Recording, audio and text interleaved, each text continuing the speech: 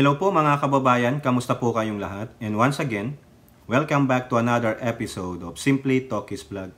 Pag-usapan naman natin mga kababayan ay ito pong sa West Philippine Sea, no? Kasi natatabunan na mga issue eh. Alam ko pag ganito ang mga usapin, ayaw nyo eh. No, mas gusto nyo yung mga chismisan eh. Pagpasensyahan nyo na, pero kailangan nating i-content ito para mabigyan kayo ng kahit papano na maliit na impormasyon kung ano po ang nagaganap dyan sa ating West Philippine Sea, no? At hindi naman ito news blackout kasi nandyan lang po, hindi lang po nabibigyan ng pansin. Kaya nagpapasalamat ako kay Elora at sa iba pa na binibigyan tayo ng content dyan sa West Philippine Sea. Iniipon lang po natin para pagsabay-sabay na natin, no? So, ako naman ma-appreciate ko kung mapapanood ninyo at i-share ninyo para po malaman din ng ating mga kababayan, hindi lang yung puro sa mundo ng election ngayon, kay Alice Go, sa Quadcom, yan ang maiinit, no? Saka yung mga pambabalahura ng mga DD shit sa ating Pangulo, ito naman pong sa West Philippine Sea. Baka mamaya malaman nyo, wala na pala ang West Philippine Sea. Di ba, Elora? Pero yan, may isisingit tayong isang article dito na may tarantado po na nagpanggap na isang militar. Nahuli po, mabuti nga, no? Alam nyo kung saan pa siya nagpo-posing na nagkukuman-kuman pa. Ang dami pang sumusunod sa kanya, o yun, nahuli siya. Pero saan nga po ba yun?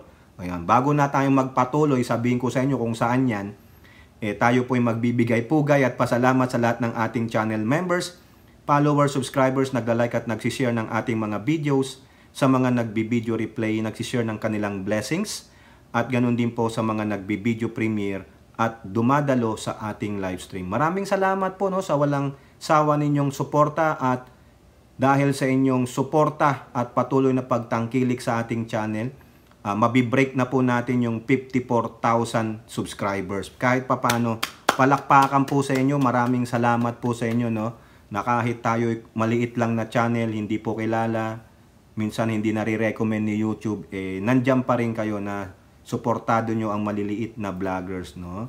Saka dun din sa mga kasamahan ko. Okay, wag na po kayong magtampo, hindi ko na kayo mabanggit isa-isa, pero I like to say a special shout out sa mga OFWs. Simulan na natin.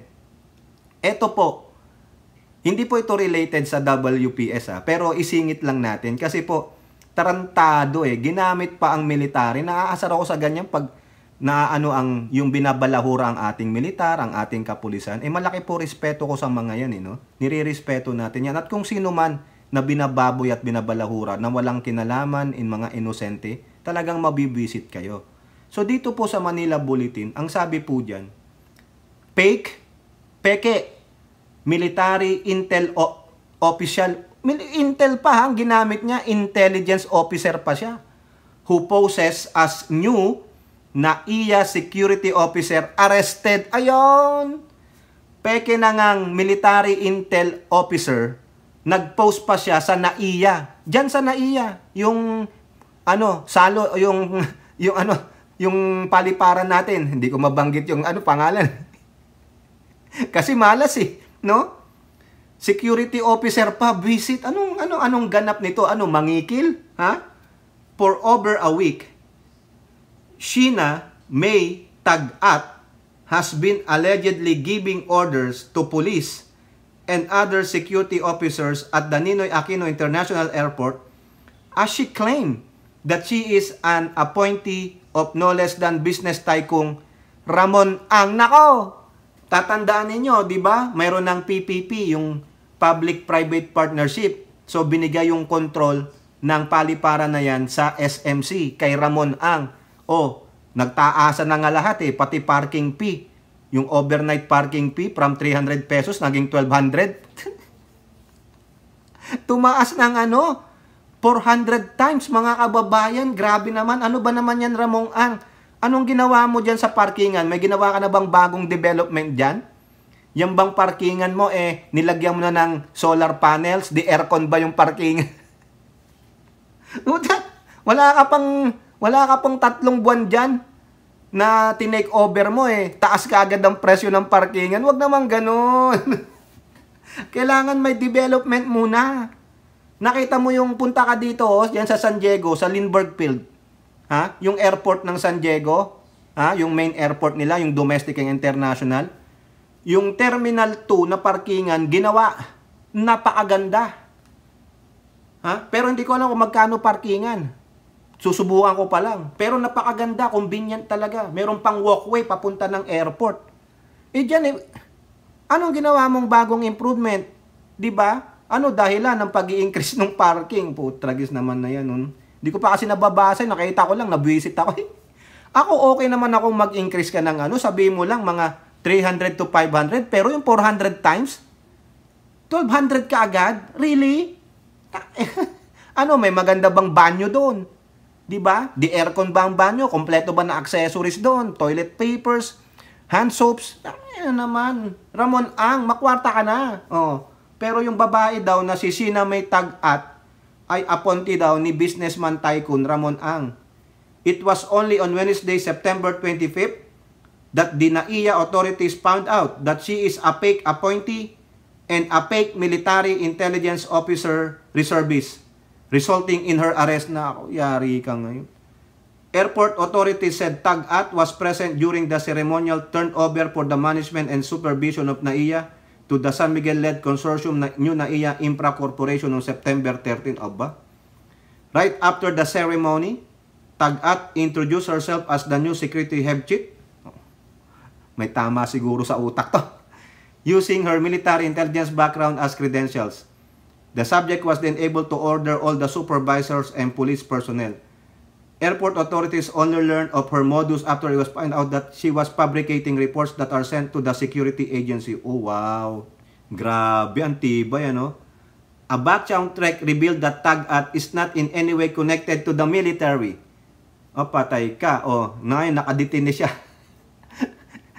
May sapak yun, mga kababayan. May sapak, may agenda yun, Hayop na yan, Yari ka dyan, yan.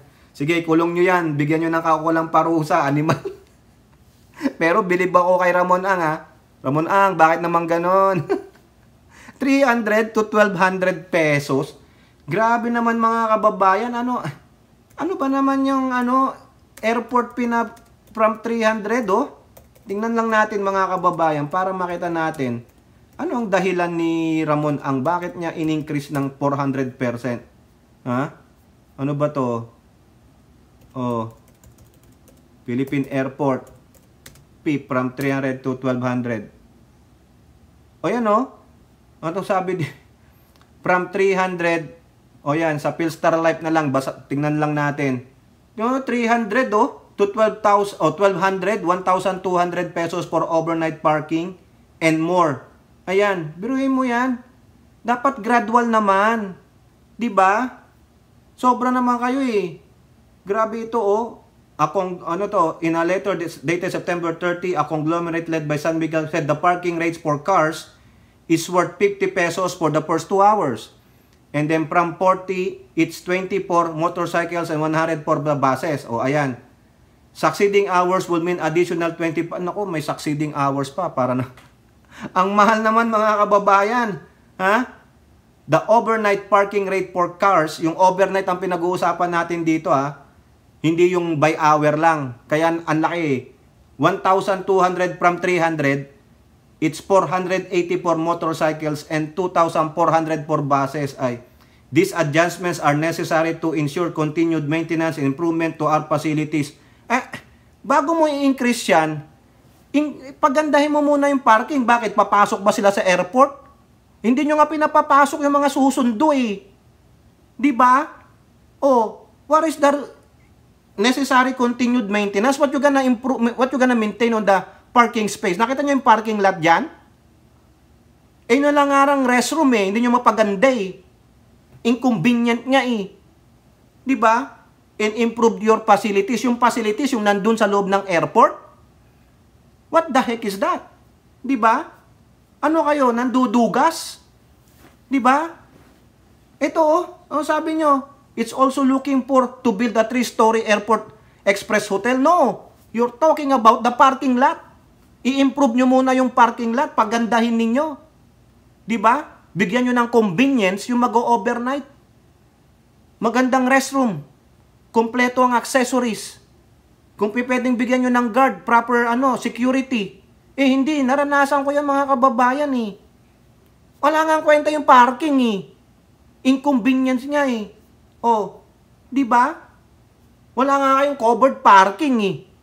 Anak naman ng siopaw Nanggagago naman tayo.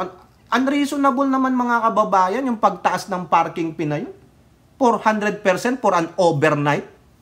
Ano yun? Gatasan?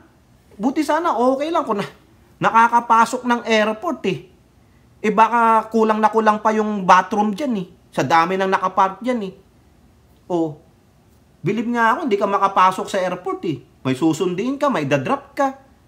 Susmiyo. Inconvenience eh. Walang convenience pagdating sa airport natin. Diba? Lalong-lalo na dyan sa malas na airport na yan. Nakakagigil, no, mga kababayan.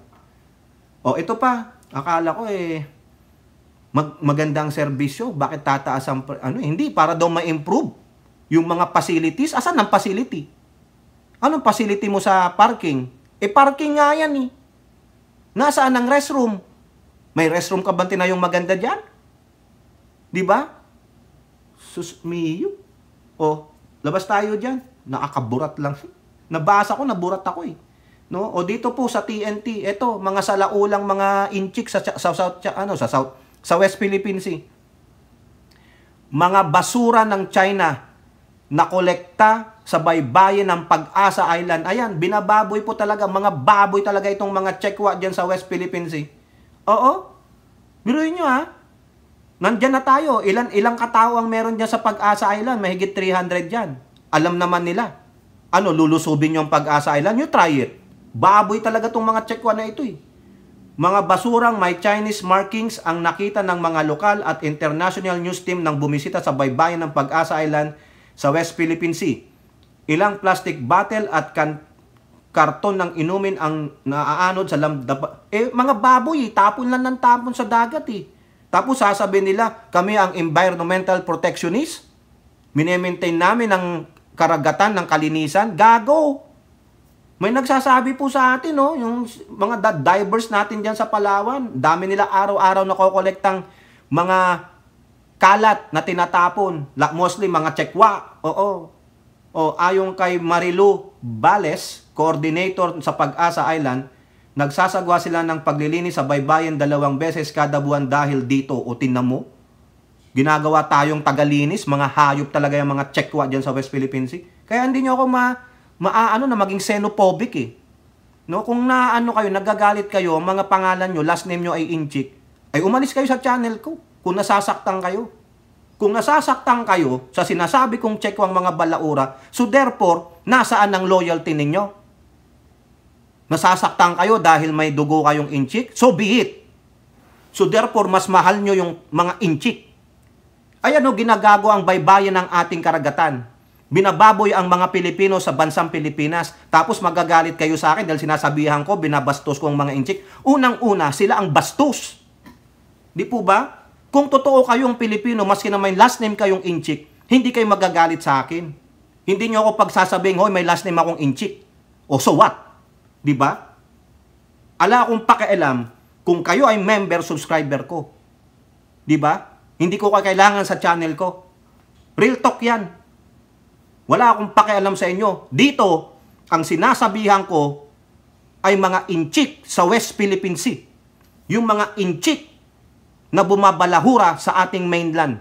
Yung mga Inchik na gumagawa ng karumal-dumal. Now, pag nagagalit kayo sa sinasabi ko sa mga yon, therefore, ano kayo? Kakampihan nyo yung mga yon? Dahil ang last name nyo ay Inchik? Ano kayo? Hindi nyo mahal ang pagka-Pilipino nyo. Binababoy tayo ng mga Chekwa. Bakit? Kasama mo ba sila? So, nasaan ang loyalty mo? Diba? Hindi sa Pilipino. Sa mga Inchik. Pasensya naman magalit kayo, mag-unsub kayo, pagkalat nyo pa. Pag-chismis nyo ako, wala akong pakialam. Pero ako, dedepensahan ko ang mga kapwa ko Pilipino na totoong nagmamahal sa bansang Pilipinas. Ito tingnan nyo, binababoy tayo. Malalo kayong magngingit-ngit dito. Susundan ko ito, tingnan ninyo ha. Mostly talagang basura ng China. Ayan. Sinabi ni Miss Marilu Bales, coordinator sa Pag-asa. Ha? Kayo pong mga nandyan sa Palawan, alam nyo yan. Ilora, Ikay, alam mo yan. Di ba? Lalo na sa Pag-asa, ang hirap dyan. Oh, bakit hindi natin sila i-call out itong mga inchik na nandyan sa West Philippine Sea na bumabalahura sa atin? Tapos magagalit kayo sa akin pag sasabihan nyo ako? Eh ano kayo? Di lumayas kayo sa channel ko, di ba? Wala akong pakialam sa inyo. Hindi ko kayo kailangan dahil ang loyalty ninyo, ang pinapanigan nyo, kung nasasaktan kayo sa sinasabi ko, so be it. Di ba? Kung mahal nyo ang bansang Pilipinas, you are ready to call out, no? Yung mga taong ganyan. Dahil call out sila. Binababoy tayo sa sarili nating tubig, sa sarili nating bayan. Tapos magagalit kayo sa akin pag kinall out ko sila. Eh ano kayo? Eh di lumayas kayo sa channel ko. Di ba? Kunin nyo na lahat ng baggage ninyo. Kung naka-member kayo, get out. I don't need you. Di ba? Tama, mali. Dahil hindi nyo kayang i-call out yung mga taong bumabalahura sa ating bansa, sa ating pagka-Pilipino. O, di ba? Tama, mali. O, ulitin natin sinabi ni Miss Bales. Mostly talaga basura ng China, yung iba, hindi ko alam. Kasi hindi naman mabasa. O, ibig sabihin, hindi sa atin. Tayo ang ginagawang, anong palagay nila sa atin? Tapunan ng basura? Mga basura ba tayo? O, ayan. Yan ang kakampihan ninyo. Magagalit kayo sa akin dahil kino-call out ko sila. Hindi naman siguro nakakapagtaka kasi nakikita naman din natin na may mga vessel sila diyan. Siguro tinatapon nila ang basura. So dito talaga sa coastal natin, dito sa isla. Biruin mo yan. Mga salaula. Ba't hindi nila itapon sa bayan nila yan? Di ba? Ano sasabihin ko? Hoy, wag naman kayo magtapon ng ganyan. Pakikinggan ba nila tayo? Ano? Hindi nga tayo nire-respeto eh. Tapos magbibigay tayo ng respeto sa kanya? O sa kanila? Ano kayo? Kayo na lang. Kasi kabaro nyo sila. Baka kapwa nyo inchik. Di ba? O, kasalanan ko bang maging last name nyo, inchik? Pasensya kayo. Kung ayaw nyo dito, di ayaw nyo dito. Ayaw nyo mako-call out kayo. Ayaw nyo makakarinig ng real talk. Umalis kayo. Di po ba? Hindi ako tulad ng ibang vlogger that they will curtail, no? Nalalambing-lambingin kayo. No, hindi po. Maraming ang galit sa akin eh. Dahil napakabastos ko daw. So what? Maraming galit sa akin na napakalaetero ko. So what? Di ba? Kung gusto nyo, doon kayo sa mga patwitams nyo mga vlogger. Di ba? Hindi ako. Hindi ako tuta ninyo.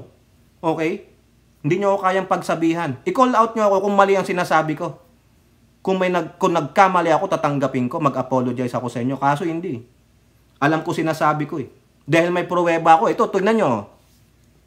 Tinatapunan tayo ng basura sa Pag-asa Island. O, ito pa, oh. Sabi ng AFP, oh, bago lang to. Chinese swarm has doubled around Pag-asa Island in a week.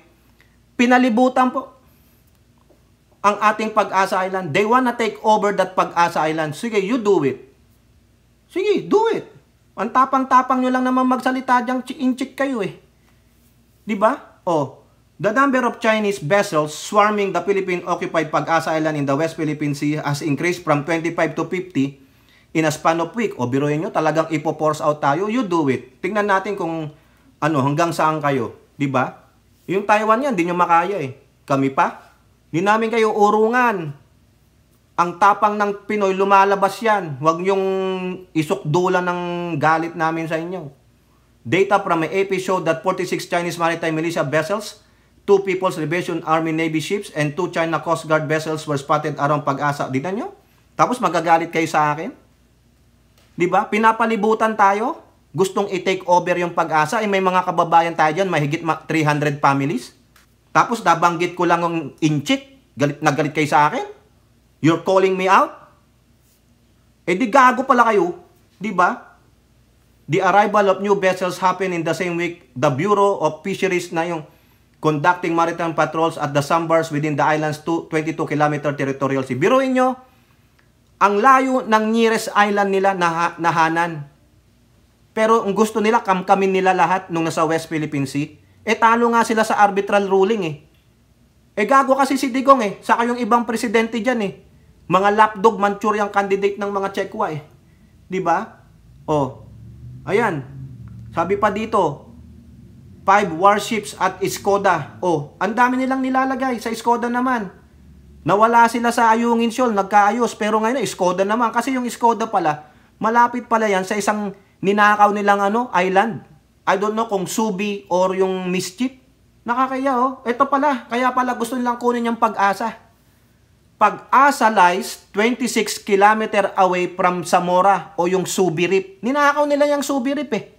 Dahil nga umatras si Panot eh. Diba? O ngayon, walang nagawa. Wala rin ginawa si Digong. O yun, tapos. Nakapagtayo ng mga military installation. Ang sabi lang, pahingahan ng mga mangingisda nila. O diba, mga sinungaling lang. Parang si Alice Gu. Parang si Cassandra Leong. Parang yung mga sangkot na si Michael Yang na drug lord. O, sinong boss nila? Si Digong, sinungaling. Diba? Nakakahiya po. Biruin nyo, talagang gusto tayong sakupin. Diba? Ano ngayon ang sabi dyan ni Leila de Lima? Ha? Yung tatakbong party list ng mamayang liberal. Closer and closer. Yeah, they're trying to inch out. No? Hanggang sa nandyan nabigla na lang yung mga nasa Pag-asa Island ng mga Pilipino. Mamaya, massacre pa sila dun. O diba? Also, on Tuesday, former Senator Leila de Lima noted with alarm how incidents of Chinese harassment of Philippine vessels have gotten closer and closer to our territorial waters. De Lima was referring to reports on a Chinese helicopter have chasing and flying close to a BIPAR boat near Bombay Shoal o Bombay, di ba? Which is about 100 kilometers to the Palawan mainland. Ang lalapit na island. Hayop talaga, di ba? By harassing our assets in Bombay and Hasa-Hasa, China is now saying that Philippine government vessels and aircraft even have no business in the Spratly Shoals near its own territory. Correct. What is the response now of the DND? Tama. Ano response ng DND? Di ba news blackout? Anong response ng Philippine Navy? O Pangulong Marcos, anong gagawin natin? Di ba? Eto pa. Ha? Kaya yan nasabi ni De Lima, eto. Isa-isahin na natin to mga kababayan. Ha? At ano na natin? Bombahin natin kayo ng impormasyon. Kala nyo, nakakalimutan ko ang West Philippine Sea. Ayan GMA News. Ano ginawa nila sa BIPAR? Yung tinutukoy ni De Lima. Chinese warships, tail, point laser. Alam niyo yung laser? Titirahin ka na niyan ng missile eh. Tinutok sa BIPAR, yung Bureau of Fisheries and Aquatic Vessels, saka sa eroplano natin ng BIPAR, dyan sa West Philippine Sea, na gumagawa ng reconnaissance. Diba? Biruin mo yan, tinel ka. Hindi naman pandigma. Hindi naman Philippine Navy.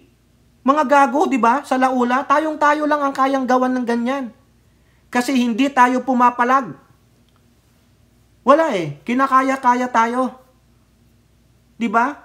BIPAR lang yan, ginago nila, tinutukan nila ng laser. Mga hinayupak talaga mga kababayan. Paano hindi ako magagalit dyan? At hindi ka rin magagalit sa gobyerno? Anong gagawin ninyo? Kulang ba kayo ng barko? O kasi gago yung mga previous administrations, pinabayaan yan. Pinabayaan ng Navy, pinabayaan ng Coast Guard. Tapos yung previous president, lapdog ng China, Manchurian candidate ng China, baka marami pang Manchurian candidate ng China dyan. Diba? Ano ngayon ang sabi ni Hontiveros, yung nagsagawa ng joint patrol itong mga ibang bansa tulad ng Amerika, Australia, may iba pa mga kababayan Ano sabi? Sabi ni Hontiveros expects West Philippine Sea joint patrol to help put China in her place. Sana tama ka. No? Pero ang sabi ng China, lahat ng makikialam diyan sa South China Sea, pupulbusin namin. Di gawin ninyo. Hindi yung puro dada. Gawin ninyo. Di ba? May napanood nga ako diyan Ano daw ang mas reliable na eroplano? Bakit ang ibang bansa mas binibili ang eroplano ng Amerika na F-16 kaysa sa mga bagong gawang eroplano ng China? Ano ang main reason? Why some other countries are buying? Wala na nga luma na nga yung F-16 ng Amerika kaysa sa mga bagong jet fighter ng China. Isa sa mga reason, you know what? Kasi yung F-16 na eroplano ng Amerika, they are battle-tested. Yung China, Saan sila nakipaggera? Hanggang exercise lang, practice pa. Hindi mo makita yung precision nung target. Wala eh. Hindi naman sila battle tested eh. 'Di ba? Nakuha niyo yung sinasabi ko? Yung isa sa mga paliwanag nung nagnanarrate. Bakit? Kasi ang Amerika battle tested ang mga equipment nila. 'Di ba? Ang China pang display. 'Di ba? Meron nga yung submarine nila sumabog yung bago. Hindi sana nila ilalabas kung hindi lang nagreklamo yung mga pamilya ng mga nandung sundalong lumubog siguro. Pang ilan na yan? Pangalawa na yata yan. Yung una, yung natrap sa sarili nilang trap. Nawala ng oxygen. Dedo. Nalaman na lang. Saka lang nalaman nung nilabas ng British Intelligence Report. Baka nga ito, yung bago nilang nuclear sub, patay lahat sila. Diba? Made in China eh. Unreliable. Meron pa. Yung tanke. US tank versus China tank. Ang dudumi. Bakit madumi? Yung mga tangke ng Amerika kaysa sa malinis na tangke ng mga inchik. Battle tested eh. Di ba ngayon yung sinasabi nilang pupulbusin namin. Are you sure you can do it? Let's find out. Di ba? Ikaw nga, ayaw mo ng groupings eh. Sino magiging kakampi mo? Ikaw mag-isa? Really? The joint patrols of Philippine Defense Forces together with the United States, Japan, Australia, and New Zealand, 4, pang-5 tayo, in the West Philippine Sea are a clear display of the country's resistance to China's bullying. Ang sabi ni Hontiveros. Hontiveros described the exercise as a commitment of the international community to uphold the rule-based order in the entire South China Sea. It shows that we who believe in the rule of law will not tolerate any form of violence, threat, or intimidation. I do think that the joint patrols, help put China in her place. Correct. No? Tama po yan. Hontiveros further stressed that China must honor its commitment to the international framework established by the UNCLOS and the BBNJ agreement, yung the UN Agreement of Biodiversity Beyond National Jurisdiction. Ayun ang ibig sabihin ng BBNJ. Okay? She also urged China to cease its aggression in the West Philippine Sea, being the sole instigator of tensions in the region. Correct. It has always been clear that it is China who is provoking tensions in the West Philippine Sea. Ayan, not us. So it is China who must stop her aggression. Kasi nga kayang-kaya tayong ibuli. Kulang tayo sa gamit. Pero wag nyo kaming pikunin. Matindi ang resolve namin kaysa sa inyo. Remember the Battle of Yultong. Yan ang ipaalala natin sa kanila mga kababayan. The Battle of Yultong. Tandaan nyo mga kabataan, hanapin ninyo yung istorya ng Battle of Yultong at makikita nyo ang kagitingan ng ating mga kababayang sundalo na sumali sa UN to defend the South Koreans. Kaya nga doon po sa isang lugar sa South Korea, I think sa Yultong, may malaking doon, memorial para sa mga Filipino soldiers. The bravery and the resolve of those Filipino soldiers. Diba? Tandaan nyo yan, kayong mga Chekwa dyan sa West Philippine Sea. Huwag kayong magyabang-yabangan sa mga Pilipino. Huwag nyo pekunin ng Pilipino. No? Mga lahing Andres Bonifacio yan. Maski na ganyan-ganyan lang kami. Yung mga kakampi sa mga inchik, lumayas kayo ng Pilipinas. Yung mga wala sa Pilipinas na kumakampi sa inchik na Pilipino, umuwi na kayo sa China. Huwag kayo babalik ng Pilipinas. Yun lang yun. Di po ba? O kung magalit kayo sa akin, magalit kayo sa akin. Ano lagi sila sabi natin, Elora? Pakels. Pilipino ka, panindigan mong Pilipino ka. Whether ang last name mo ay inchik, pero tinuturing mong sarili mo ay Pilipino, Pilipino ka. Ngayon kung kakampihan mo tong mga Chekwan na bumabalahura sa ating katubigan sa West Philippine Sea, mga bumabalahura sa ating mainland, sa ating mga kapwa Pilipino, ay ano ka? Kabilang ka sa mga nang babalahura. Yun lang yun. Magalit kayo kung magalit kayo, di ba? Real talk lang. Ito po, last article natin. Napahaba tayo sa West Philippine Sea, no? Talagang dapat lang talaga. No? Ito po, last article. Gibo Chudoro affirms admin's commitment to protecting PH water. Ayan na. Yung tinatanong natin, Pangulong Marcos ano gagawin? DND anong gagawin? Philippine Navy anong gagawin? Pasensya naman dyan sa friend nating nasa Philippine Navy ha. Oy, friend, huwag ka magalit. Alam mo kung sino ka, friend.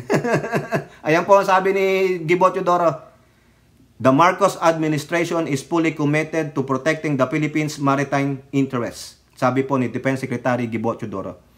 During the inaugural Balangay Forum in Camp Aguinaldo on Monday, Teodoro said no less than President Marcos Jr. has committed to protect the country's sovereignty and territory. Ayan. Quote, what we should do, because the political leaders will is already there. No less than the President has already said time and time again that we will not waver.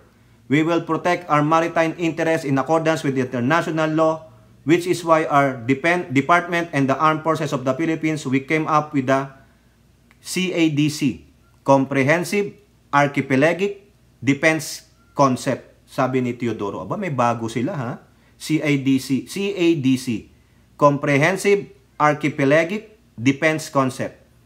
He also recognized the importance of engagement such as the Balangay Forum and emphasized that all Filipino have a stake in the protection of the country's jurisdiction and rights to the resources of our maritime domain as provided by international law. Ayan po yung sinasabi ko sa inyo.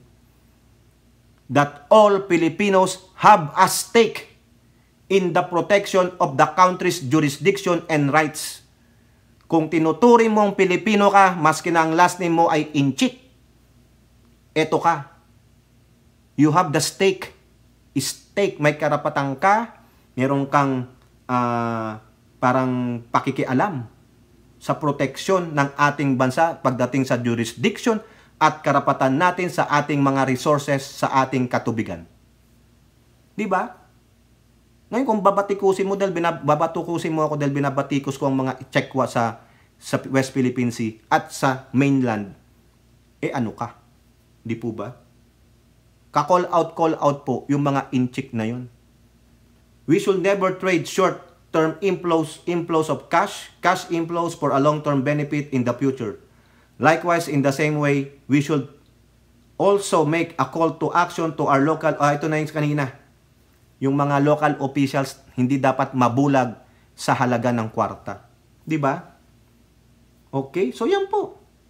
Sinasabi lang, no, nire-reaffirm lang sa atin yung paninindigan ng Pangulo. We will not waver. We will protect. Ha? Sabi diyan, no? We will protect our maritime interests in accordance with international law. So, yun ang sabi ng Pangulo. Walang square inch of land ang mananakaw pa ng mga Chekwa. So, pasensya ang mga Chekwa. Diba? Yan ang sabi ng Pangulo at gagawin ng Pangulo yan. Ayan o, sabi ng Pangulo, as President, andito po sa ating nandun po sa dulo ha, nitong video na to. As President, I have sworn to this solemn commitment from the very first day that I took office. I do not intend to yield. Filipinos do not yield. Oh, remember that. Di po ba? O, kayo po, ano pong masasabi ninyo? Comment down below and don't forget to like and share. Hope to see you on the next videos. Bye-bye. God bless.